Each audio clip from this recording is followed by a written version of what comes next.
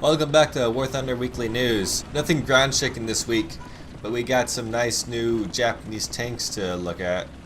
First up, the Type 97 Chiha. I believe this was Japan's most used tank, and it has terrible armor, but it'll most likely be really low. It has a decent gun. Nothing stands out about this tank really, although that's kind of the overall feel with most Japanese tanks, is they don't perform really well in any criteria. After that, we have the Type 3 Chi-Nu. Historically, it never saw any action. It could probably hold it itself to the early Shermans and others. It's a lot like the Panzer IV F2, possibly maybe the F1.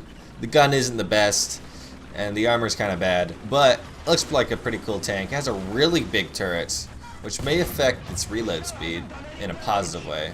After that, we gotta look at some more late tier tanks. Unclear where this will appear, but it is the STA-1, a post-war prototype of the Type 61. It has a 90mm cannon, but it also has awful armor, with the front being around 75mm.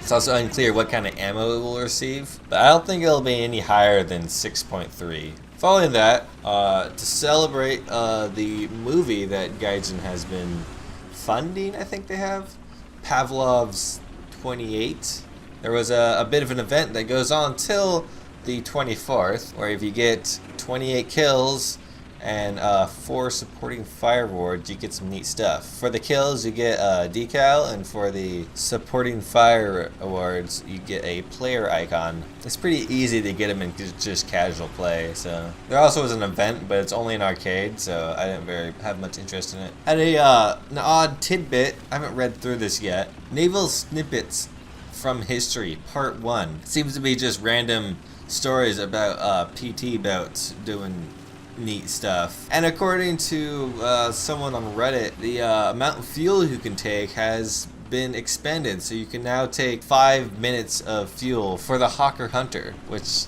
I don't understand why, but hey, generally when they increase your ability to choose, it's for the better, even if it's something minute like being able to choose less fuel to the points where it's unreasonable.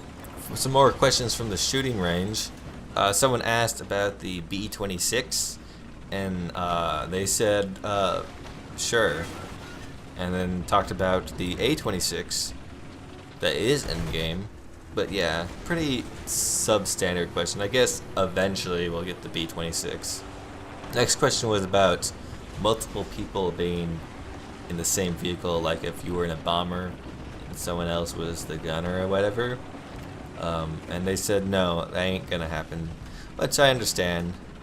It would be kind of boring to be a gunner and a bomber, because 90% of the time you'd just be looking at nothing, and then a jet would fly by and shoot your wingtip off, and then you'd both die.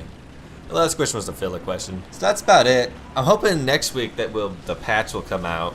But till then, have a great day. If you liked this video, hit the like button. If you didn't like the video, hit the dislike button. If you want to see more, subscribe. I try to get them out every weekend. If you have any questions about any of the stories I brought up, or just questions in general, feel free to hit me up in the comments. So thanks for watching.